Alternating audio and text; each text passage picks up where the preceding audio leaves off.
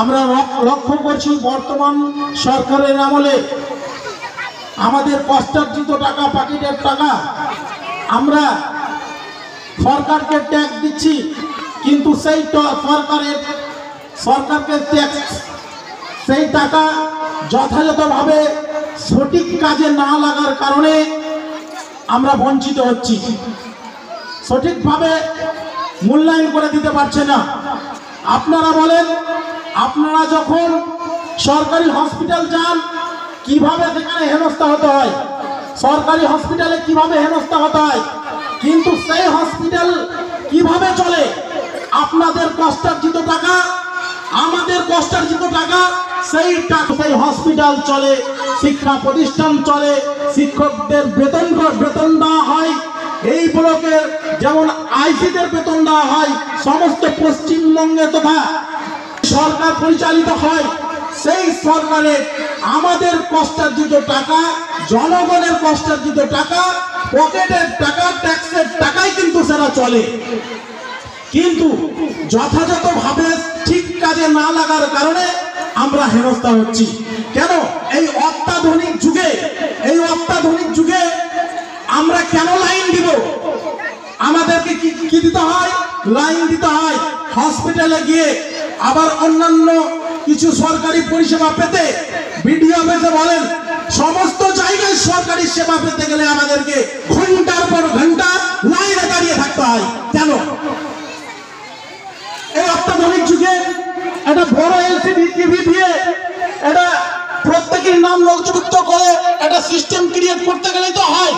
মানুষ বসে থাকবে, সময় আসতে গেলে পেয়ে নিবে, তারপর চলে যাবে। কিন্তু হচ্ছে না। আমাদের ভোটে, আমাদের এই মূল্যবান ভোটে সরকার নির্বাচিত হয়, আর নির্বাচিত হয়ে যাওয়ার পরে আমাদেরকে হেনস্থা হতে হয়। আমরা কেন হেনস্থা হব? আমরা হেনস্থা হতে আসেনি। আমাদের মূল্যবান ভোট আমরা যদি সঠিকভাবে নির্বাচিত করতে পারি, তো আমাদের কষ্টার্জিত টাকা, আমাদের ট্যাক্সের টাকা সঠিক জায়গাতে লাগবে, নচেত লাগবে না। তাই আসুন, এই অল্প কিছুদিনের এই আমাদের party ISF Indian secular front যেভাবে কাজ করছে, মানুষের পাশে দাঁড়াচ্ছে, মানুষের সহযোগিতা করছে, মানুষের হয়ে কথা বলছে, এটা সব থেকে বড় বিষয়। মানুষের হয়ে কথা বলা এই বর্তমান সময়ে কঠিন, কারণ সত্য কথা বলতে গেলেই মারার হুমকি, সত্য কথা বলতে গেলেই বিভিন্ন রকম হুমকি দেওয়া হয়। তার জন্য মানুষ কি কথা বলতে পারছে না, জবানবন্দি করে দিচ্ছে, সত্য কথা উঠে আসছে না। সব থেকে মূল্যবান সেই জিনিসটা আপনারা এই আইএসএফ এর পার্টির ছাত্র চায়ে পাবেন, সত্য কথা বলতে পারবেন, মানুষকে বলতে পারবেন। অন্যান্য পার্টিতে, অন্যান্য দলে আপনি সেই কথাটা বলতে পারবেন না। এটা সব থেকে বড় আপনার অ্যাসেট। আমরা যেখানেই বলি, যেখানেই কথা বলি, এভিডেন্সে এবং সত্যটাকে উন্মোচন করার জন্য সেই কথাগুলোই বলি। আজকে দেখুন, বিগত দিনে আমরা দেখেছি এই সাগরদিঘিতে বর্তমানে যে আপনাদের ভোটে নির্বাচিত হয়ে সেই জনপ্রতিনিধি যেই আপনার পার্টি থেকে টিকিট পেয়ে নির্বাচিত হওয়ার পরে অন্য দলে নাম নথিভুক্ত করলো, যে বিশ্বাস আমরা করে দিয়েছিলাম, সেই বিশ্বাস অবিশ্বাসে পরিণত হলো কিনা?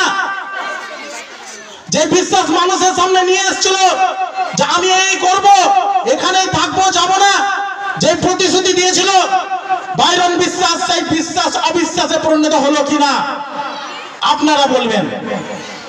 অবশ্যই আমরা দেখতে পাচ্ছি, স্বচক্ষে দেখছি যে আমাদের মূল্যবান ভোটে আমাদের মূল্যবান যে জিনিসগুলো পাওয়া উচিত সেটা হচ্ছে না। শিক্ষার ক্ষেত্রে একটু বলবো, শিক্ষা আমাদের দিন দিন বেসরকারি প্রতিষ্ঠান বৃদ্ধি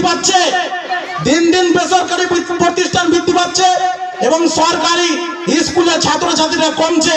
কমার কারণ কি? কারণ একটাই, যে সঠিকভাবে পড়াশোনা হচ্ছে না।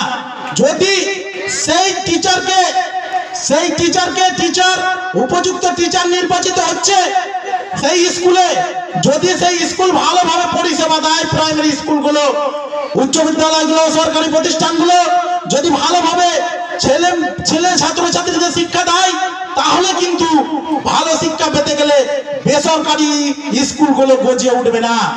কিন্তু আজকে গজিয়ে উঠছে কারণটাই হচ্ছে শিক্ষা হচ্ছে না। শিক্ষা হচ্ছে না, সেখানে শিক্ষা দেওয়া হচ্ছে না। ঘন্টাকে ঘন্টা সেখানে গিয়ে যে আসল জিনিসটা পাওয়া উচিত সেটা পাওয়া হচ্ছে না, খিচুড়ি খেয়ে চলে আসছে। আরে আমি বাড়িতে খাওয়াতে পারবো বাচ্চাটাকে, খাওয়ার জন্য নয়, আমাদের প্রয়োজন আছে শিক্ষা প্রতিষ্ঠানে শিক্ষা নেওয়ার জন্য আমার ছেলেকে পাঠাচ্ছি, সেখানে যাতে উপযুক্ত শিক্ষা হয়। আর দুর্নীতির কথা তো আমাদের সমস্ত নেতৃত্বরা বললো, যেভাবে দুর্নীতি হচ্ছে সেটা কিন্তু শিক্ষা খাতে কিন্তু দুর্নীতি কম বড় ব্যাপার। শিক্ষা খাতে দুর্নীতি হচ্ছে, শিক্ষা দেওয়া হচ্ছে লক্ষ লক্ষ টাকা খরচা করে ছেলেকে মানুষ করে শিক্ষা দেওয়া হচ্ছে যে সে চাকরি পাবে, কিন্তু সর্বশেষে কি হচ্ছে, তাকে টাকা দিয়ে সেখান থেকে চাকরি আদায় করতে হচ্ছে। টাকা দিয়ে আদায় করছে যারা সেরকম ভাবে রেজাল্ট নাই, যাদের রেজাল্ট নাই ভালো, যারা পরীক্ষায় ভালো ফলাফল করতে পারেনি, তাদেরকে চাকরি দিয়ে দেওয়া হচ্ছে। এই সমস্ত দুর্নীতি আমরা বর্তমান সরকারের লক্ষ্য করছি। আমি বেশি কিছু আলোচনা করবো না, এই অল্প